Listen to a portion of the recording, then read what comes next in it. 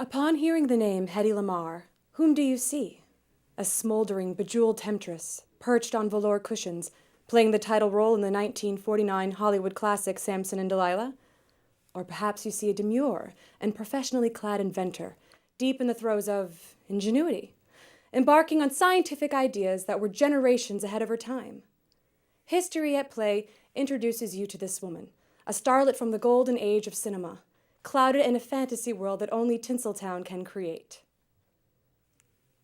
Join actress and historical interpreter Judith Kalaora as she introduces you to a young Austrian refugee, a naive girl who transforms to become the most beautiful woman in the world, all the while inventing a secret communication system for the United States military. Her patent would incite the creation of frequency hopping, a technology that has changed everything about the way we live today.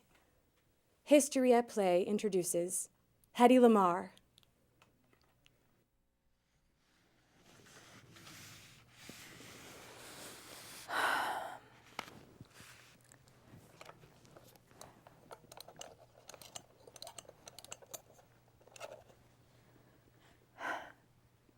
Hello?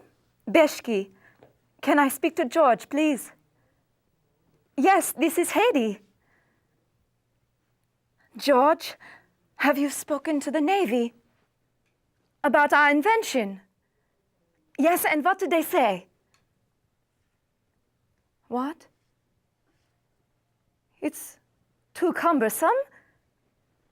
But I thought you said that the technology could be made so small that it would fit into a pocket watch. How could they say it is too heavy? Well, come over and we will make it better. Yes, I am sure this technology will help us beat the Nazis, and I think the Navy knows it too, George. Come over soon. Okay, ciao.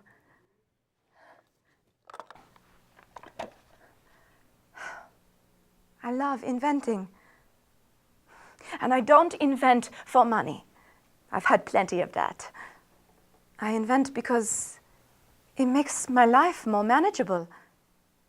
Whenever I was not making films, I was usually at my drafting tables or seated on the floor. I've always preferred drawing on the floor, actually. I think predictable people sit in chairs, boring people. And I can excuse everything but boredom. Boring people don't have to stay that way. But Hollywood nightlife was a bit boring to me. It was mind-numbing. It was useless conversation, and without the aid of intoxicants, I couldn't handle it. And I never did like to drink. I like to drink a milkshake more than a martini. But Hollywood nightlife was not all bad. I remember one time, after we had just finished shooting Algiers, my first Hollywood film, and the entire cast and crew was celebrating and having a wrap party. I'd never heard of this before. And I was in my dressing room, laying on my couch and listening to a Berlitz English lesson playing on my phonograph. And then there was a knock. And I thought, oh, there's another production assistant coming in. Hedy, join the party. But then the door opened. And who was it but Clark Gable? I had never seen a more beautiful man in my entire life. And he sat down next to me, and he said, you know, Hedy, we are very lucky as actors. Most people, they can only expect money in return for the work that they do, but we are actors.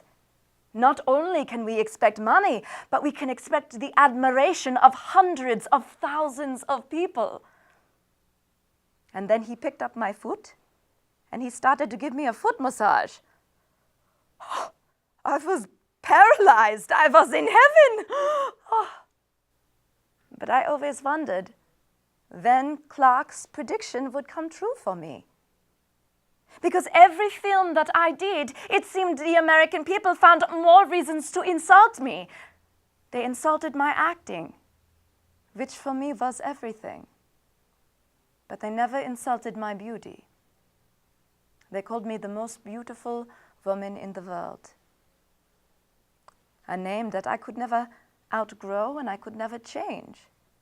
And no matter where I have lived, Vienna, Hollywood, I have known that the words beautiful and stupid have always gone together. And I have made some bad choices in my life, yes. I've chosen the wrong scripts. I've chosen the wrong movies. I've chosen the wrong husbands. But it's only because I wanted. I wanted so much. I escaped Austria just before the war. And I will never forget, I was on a voyage to America on the French ship, the Normandy. And I met Louis B. Mayer of Metro-Goldwyn-Mayer. And I will never forget walking into the room. And Louis B. Mayer looked at me and he said, "A woman's ass is for her husband, not for the public to see." Of course, I knew he was referring to the first film that I had done, which had made me famous in Europe, a film called Ecstasy. But I couldn't help but giggle, because while he was saying this, he was staring at my derriere. I always had a power over men. I always did. Mr. Mayer, he wanted that his female actresses be pure, be beautiful, but he had no problem philandering with them himself. In fact, Daddy Mayer, as he liked to be called, he was very good at making me a star. But once I was a star, he did not know what to do with me. In fact, I would wait 6 months, 7 months, 8 months between films, and I had nothing to do. I didn't want to get into trouble, and so I had to pass the time. I had to invent. Now, after I had filmed Algiers, I had noticed. You see, I had lost quite a bit of weight for the role. The wardrobe department needed to stuff my brassiere in order to create for me an optimal size. I couldn't believe it. It was for this reason that I first learned of George Antheil, the bad boy of music. I did not know anything about his musical compositions. What I knew, I had read in the magazines.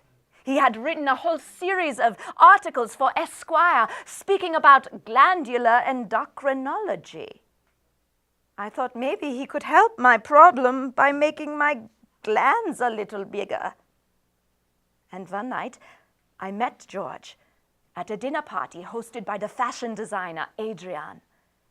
And George and I started talking. And I realized there was so much more we had in common. There was not just the fact that he could help me with my problem, but that we were both native German speakers. We were both classically trained professional pianists. And we were both inventors. And then we realized that we both liked the idea of beating the Nazis. And I knew I had found a partner, someone who could help me to implement the ideas that I had begun to create. You see, my first marriage back in Austria was to a man named Fritz Mandl, a munition supplier, and I had learned so much about torpedoes, artillery, and machine guns. And I knew that torpedoes could be jammed very easily, and in order for us to beat the Nazis, we had to learn how to create a torpedo which could not be jammed. I knew George could help me. And so that night, after I left the party, I went outside to his automobile, and I took my lipstick, and I scrawled my phone number across his windshield. I figured that would be a subtle cue. And the next night, George and I were in my home, and we had begun to invent. We were seated together at a piano, and we were playing a game. George would start to play a song, and as soon as I understood which song he was singing, I would start to play as well, and we would play in unison. It was like Name That Tune, but for pianos. And then one time, George started to play, and I began to follow, and suddenly I realized an idea. We were communicating with one another, yet we were changing all the time. And then I knew that the idea was born. I thought it could be called frequency hopping, and it would allow a transponder and a receiver to communicate with one another simultaneously and always changing. There would never be an opportunity to jam the signal. And then I knew we had begun to create our secret communication system, what would become patent number 2,292,387. But George will be coming over soon, and I have to get ready.